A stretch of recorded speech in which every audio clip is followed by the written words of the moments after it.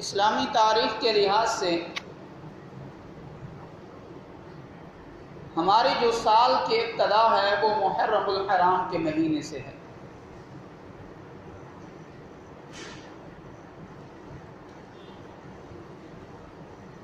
ہر نیا آنے والا سال ہماری زندگی کا بہت بڑا حصہ ہم سے چھین لیتا ہے۔ دن رات کا تبدیل ہونا، سورج اور چاند کا گردش کرنا، یہ ہم سے ہمارے وقت کو اور ہماری زندگی کو ہم سے بہت زیادہ چھین لیتے ہیں۔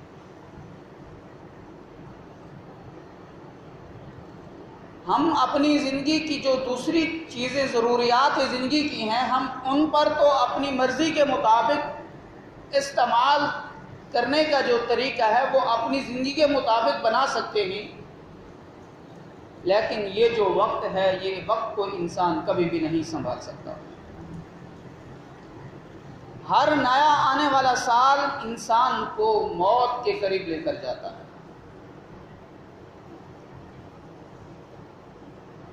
تو اسی نئے سال کی مناسبت سے 3 باتیں میں آپ لوگوں کے سامنے بیان کروں گا جو حدیث مبارکہ کے اندر حضور علیہ السلام نے بیان فرمائی تھی۔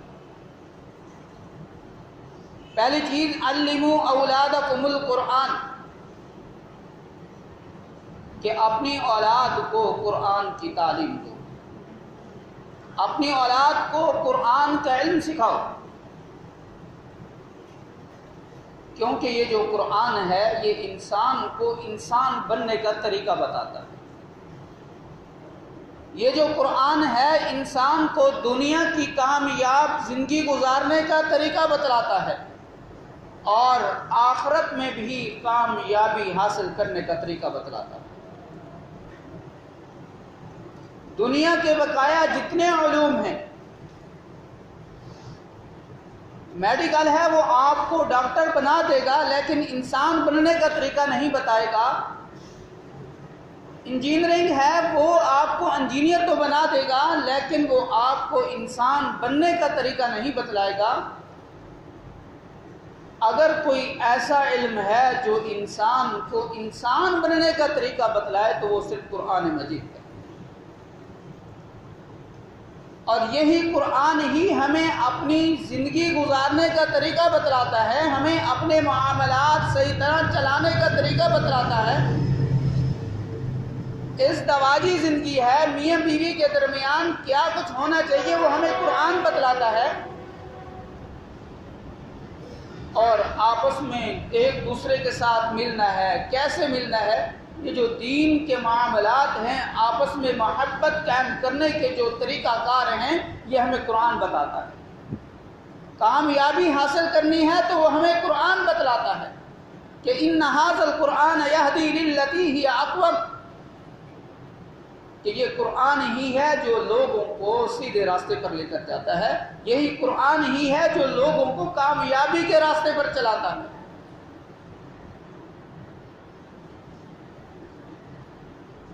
تو ہم دیکھتے ہیں کہ ہمارے آج کے معاشرے کے اندر کتنے بچے ایسے ہیں جن کو قرآن کے علم کا پتہ ہی نہیں ہوتا، یا تو کام کاج کی وجہ سے یا پھر پڑھائی کی وجہ سے قرآن کے علم نہیں سیکھ سکتے، لیکن جب ان کی شادیاں ہوتی ہیں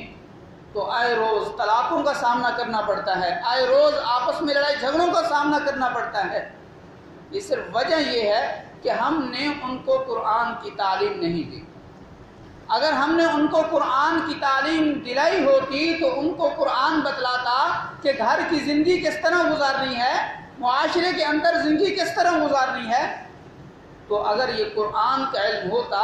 تو یہ تو طلاق والے معاملات ہیں، انسان جو کاروبار کرتا ہے اور جو دوسرے زندگی کے معاملات ہیں، انسان جب قرآن کے مطابق کرتا تو انسان کے جو زندگی کے جو دوسرے معاملات کے اندر پریشانی کا سامنا کرنا پڑتا ہے تو انسان کو پریشانی کا سامنا نہ کرنا پڑتا۔ دوسری چیز ہے محبتی۔ پہلی چیز کہ اپنی اولاد کو قرآن کی تعلیم دلاؤ، اور دوسری چیز یہ ہے کہ اپنی اولاد کو یہ سکھاؤ کہ مجھ سے محبت کرے۔ یعنی اللہ کے نبی سے محبت کریں. اور آج کل ہر انسان نے نبی سے محبت کا اپنا معیار بنایا ہوا ہے. اگر ہم صحابہ اکرام رضوان اللہ تعالی عنہم اجمعین کی زندگیوں کی طرف نظر دوڑائیں تو ہمیں پتہ چلتا ہے کہ صحابہ اکرام کو نبی سے کتنی محبت تھی، ان کی محبت کا معیار کیا تھا. تو ایک دفعہ حضور علیہ الصلوۃ والسلام وضو فرما رہے تھے تو صحابہ اکرام رضوان اللہ تعالی عنہم اجمعین آپ صلی اللہ علیہ وسلم کے اس وضو والے پانی کو نیچے نہیں گرنے دیتے تھے. تو کوئی وہ پانی اپنے ہاتھ کے اندر لے کر پی رہا ہے، کوئی اپنے منہ پر مر رہا ہے، کوئی اپنے سینے پر مر رہا ہے. تو حضور علیہ الصلوۃ والسلام نے صحابہ اکرام سے پوچھا یہ تم کیا کر رہے ہو؟ انہوں نے کہا کہ ہمیں آپ سے محبت ہے، ہمیں اللہ سے محبت ہے، تو یہ اس وجہ سے ہم کر رہے ہیں. تو حضور علیہ الصلوۃ والسلام نے پھر ان کو بتلایا کہ میں بتاؤں کہ محبت کیا ہوتی ہے. میں تم کو بتاتا ہوں کہ جس کے اندر یہ تین چیزیں پائی گئیں تو محبت دونوں طرف سے ہوگی. تو پھر صحابہ اکرام رضوان اللہ تعالی عنہم اجمعین نے حضور علیہ الصلوۃ والسلام سے عرض کی آئے اللہ کے نبی ضرور بتلائیں. تو پھر حضور علیہ الصلوۃ والسلام نے بتلایا کہ پہلا کام یہ ہے کہ کبھی جھوٹ نہ بولنا، کبھی جھوٹ نہ بولنا، ہمیشہ سچ بولنا.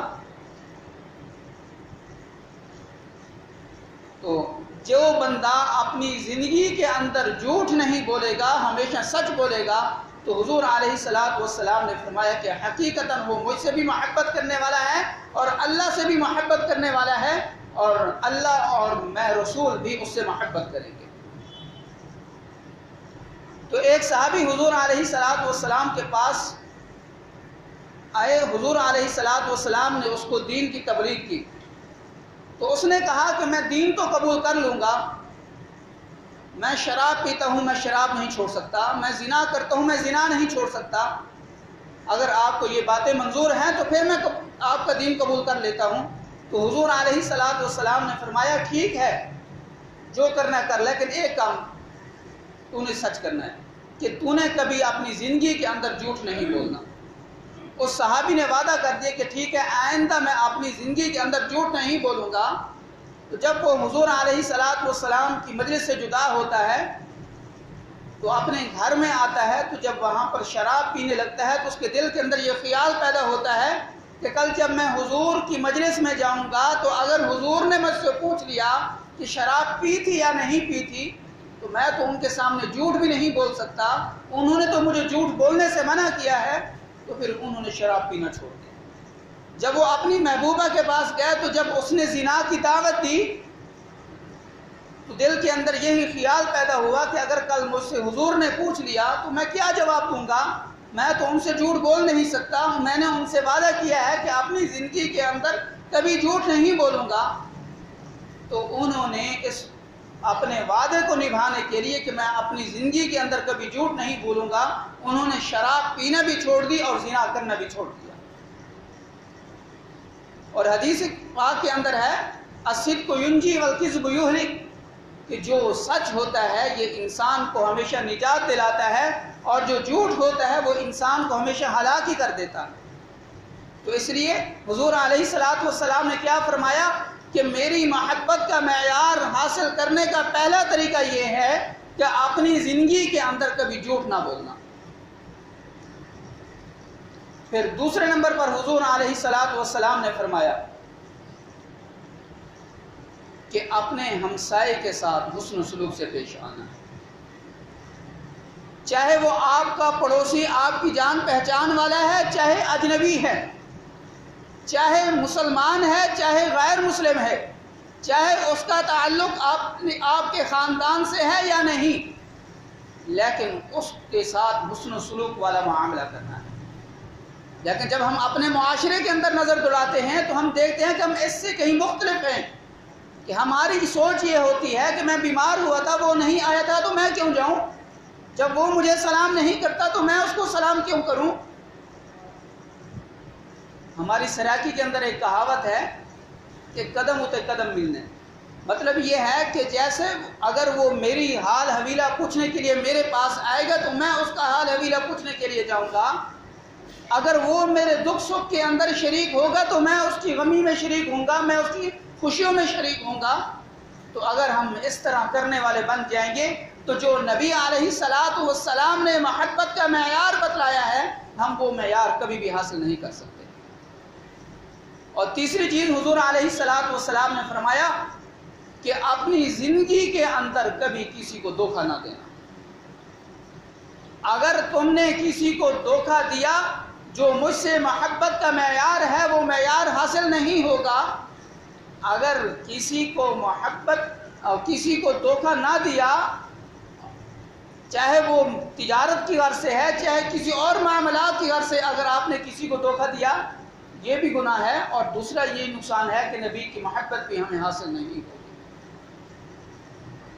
اور حدیث پاک کے اندر ہے، حضور علیہ الصلاۃ والسلام نے فرمایا کہ اس آدمی کا ایمان اس وقت تک مکمل نہیں ہو سکتا جب تک وہ اپنے ماں باپ سے، اپنی اولاد سے، اپنے مال و دولت سے اور دوسرے لوگوں سے زیادہ مجھ سے محبت نہ کرنے لگے۔ اور تیسری چیز جو حضور علیہ الصلاۃ والسلام نے فرمایا، وَمَحَبَّتِي أَهْلَ بَيْتِ وَمَحَبَّتَ أَهْلَ بَيْتِ، کہ میرے اہل بیت سے بھی محبت کرو۔ حضور علیہ الصلاۃ والسلام جب اپنے حج کی ادائیگی سے جب واپس مدینہ منورہ جا رہے تھے تو حضور علیہ الصلاۃ والسلام نے صحابہ اکرام کو مخاطب کر کے فرمایا کہ میں تم لوگوں کے درمیان دو چیزیں چھوڑ کر جا رہا ہوں، ایک اللہ کی کتاب ہے اور دوسرے میرے اہل بیت ہیں۔ اور ایک اور حدیث پاک کے اندر حضور علیہ الصلاۃ والسلام نے فرمایا کہ میں تم لوگوں کے اندر دو چیزیں چھوڑ کر جا رہا ہوں، ایک اللہ کی کتاب ہے اور ایک میری سنت ہے۔ اب ایک کے اندر اہل بیت فرمایا اور ایک کے اندر اپنی سنت کا ذکر فرمایا۔ مطلب یہ ہے کہ جو حضور علیہ الصلاۃ والسلام کی زندگی ہے، جو حضور علیہ الصلاۃ والسلام کے معاملات ہیں، تو آپ صلی اللہ علیہ وسلم کے جو اہل بیت ہیں انہوں نے بھی تو اپنی زندگی گزارنے کا طریقہ حضور علیہ الصلاۃ والسلام سے سیکھا۔ ان کی جو معاملات ہیں، کاروبار کے، تجارت کے، گھریلو یا دوسرے لوگوں کے ساتھ جو معاملات ہیں، یہ انہوں نے سارے حضور علیہ الصلاۃ والسلام سے سیکھے ہیں۔ تو ان کی زندگی گزارنے کا طریقہ بھی تو سنت کے مطابق ہی ہوگا۔ تو اس وجہ سے چاہے ہم حضور علیہ الصلاۃ والسلام کی سنت کے مطابق زندگی گزاریں تب بھی ہم دنیا کے اندر کامیاب اور آخرت کے اندر کامیاب ہیں، اگر ہم اہل بیت کے طریقے کے مطابق زندگی گزاریں تب بھی ہم دنیا کے اندر کامیاب ہیں اور آخرت کے اندر بھی کامیاب ہیں۔ تو پہلی چیز یہ ہے کہ ہم اپنی اولاد کو قرآن کی تعلیم لازمی دلوائیں۔ اگر ہم اپنی اولاد کو قرآن کی تعلیم نہ دلوائیں گے تو یہ پھر ہماری جو معاملات ہیں، جو آنے والی زندگی ہوتی ہے، اس کے اندر ہمیں پریشانی کا سامنا کرنا پڑتا ہے۔ اور دوسری چیز جو ہے، ہمیں اگر اللہ کے نبی سے محبت ہے تو جو تین طریقے حضور علیہ الصلاۃ والسلام نے محبت کے معیار کے بتلائے ہیں، ہم وہ طریقے اپنانے والے بن جائیں۔ پہلا یہ ہے کہ ہم کبھی جھوٹ نہ بولیں، دوسرا یہ ہے کہ ہم اپنے پڑوسیوں کے ساتھ حسن سلوک سے پیش آئیں، تیسرا یہ ہے کہ ہم کبھی بھی کسی کو دھوکہ نہ دیں، اور تیسرے نمبر پر یہ ہے کہ جس طرح اہل بیت نے، صحابہ اکرام نے حضور علیہ الصلاۃ والسلام کی زندگی پر، جس طرح حضور علیہ الصلاۃ والسلام کی سنتوں پر عمل کر کے انہوں نے زندگی گزاری ہے، ہم بھی اس طرح زندگی گزاریں تاکہ ہم دنیا کے اندر بھی کامیابی حاصل کرنے والے بنیں اور آخرت کے اندر بھی ہم کامیابی حاصل کرنے والے بنیں۔ تو دعا ہے کہ جو کچھ کہا ہے اللہ ہم سب کو صحیح معنی میں اس پر عمل کرنے کی توفیق عطا فرمائے۔